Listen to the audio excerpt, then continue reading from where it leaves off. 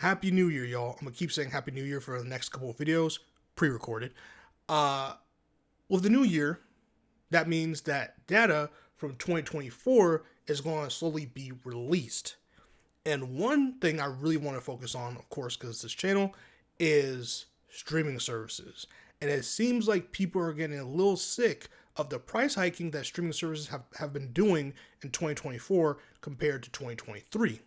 Because in 2024, people are, oh, well, not just people, Americans to be specific, are spending around 23% less on streaming services in 2024 compared to 2023. Now, I do want to note this doesn't necessarily mean that people joining streaming services has increased or decreased. Increase and decrease in membership, and then the increase or decrease of people willing to spend on streaming services aren't necessarily the same thing, so the data doesn't really cover both those areas. I've not seen data on membership decrease or increase yet, but I know that's going to be here in the coming months, so I am very excited to see that data and see how that correlates with this. But speaking on Americans spending 23% less, that's a bigger number than I thought, right? Because 23 is very close to 25%. 25% is a quarter of the entire population that is paying for streaming services. And that's a huge number. So, 23% is still a significant number. I was expecting anywhere between like 10 to 13 or so percent, but 23 is a big number. And for a great reason, because I do believe that streaming services have been unchecked with how much they are increasing prices, right? Like we just talked about in a previous video, how YouTube TV has increased their prices significantly since their first launch. In fact, in like a 2 or so year span, they've increased their prices like 2 or 3 times. It's insane, and they just keep doing it. And granted, the costs are getting higher and higher every day for them. Thus, the consumer, meaning us, has to pay for that. They have to pay for what they're paying for. I understand the business aspect of it, but that doesn't mean that we're not getting closer and closer to the same prices as cable. We're getting dangerously close. Hulu is about 90 something bucks, almost $100, not $100 now.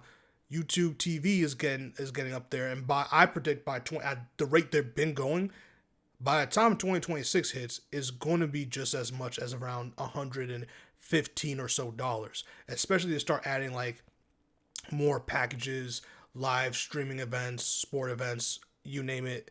It could really drastically change even higher than how much they've been going.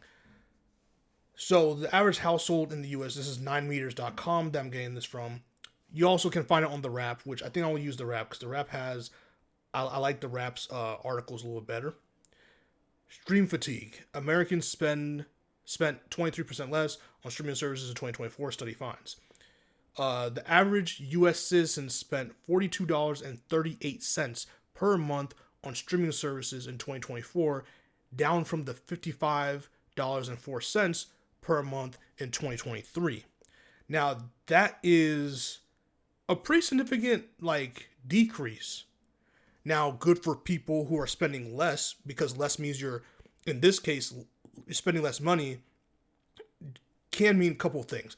Does it mean that they've stopped subscribing to so many streaming services?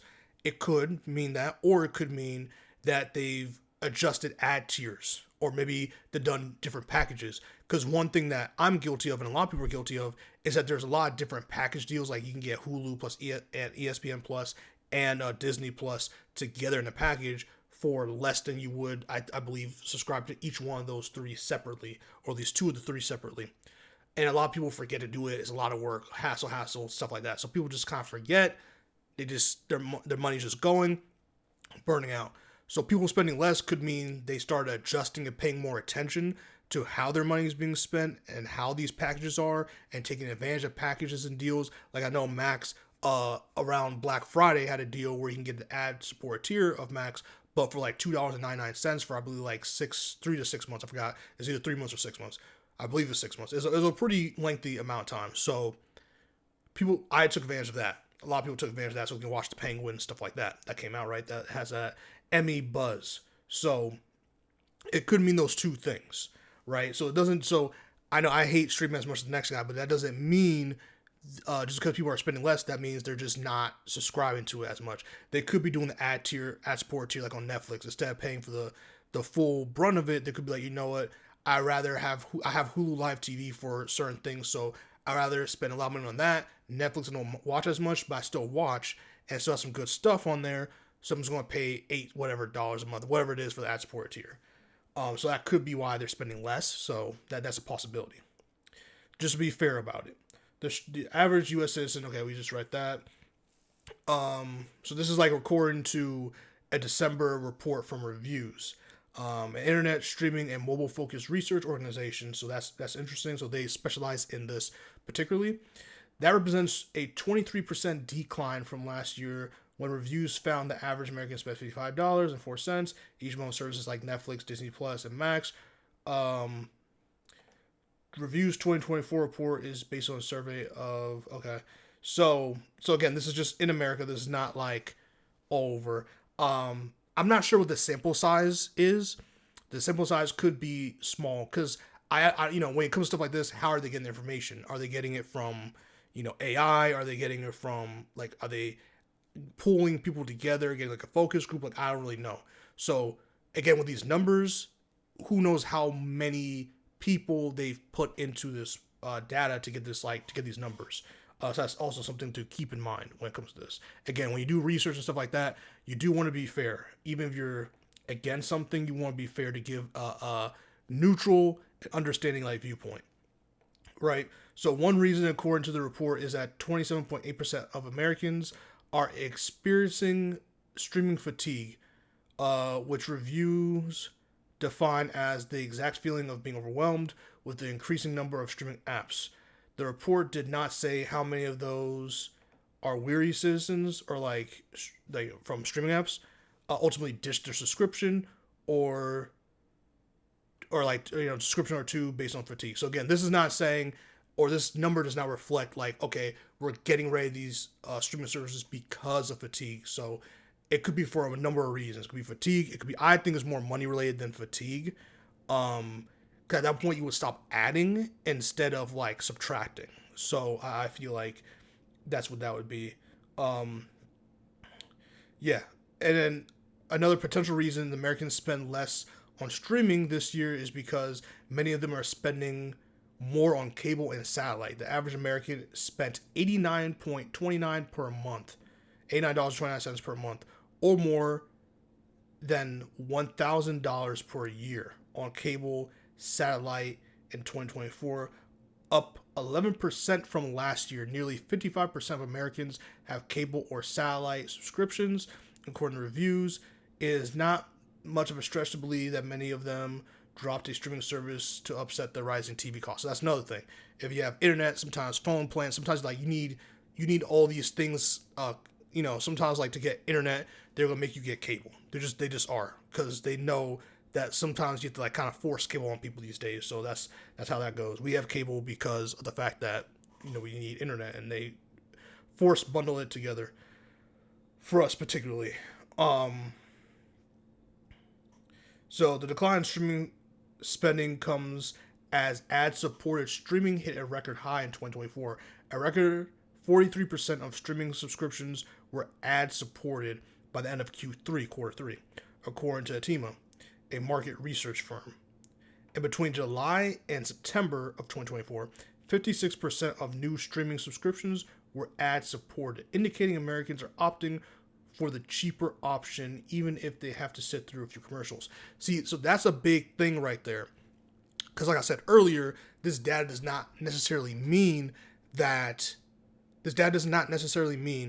people are getting rid of their streaming services altogether.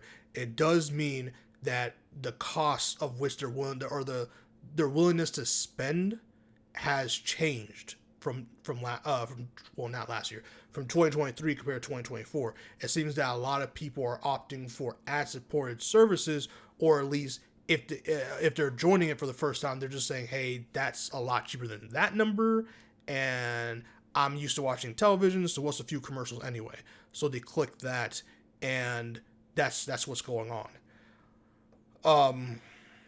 So yeah, 56% of new streaming subscriptions were ad support. That's a lot. That's a lot of people opting for ad-supported services.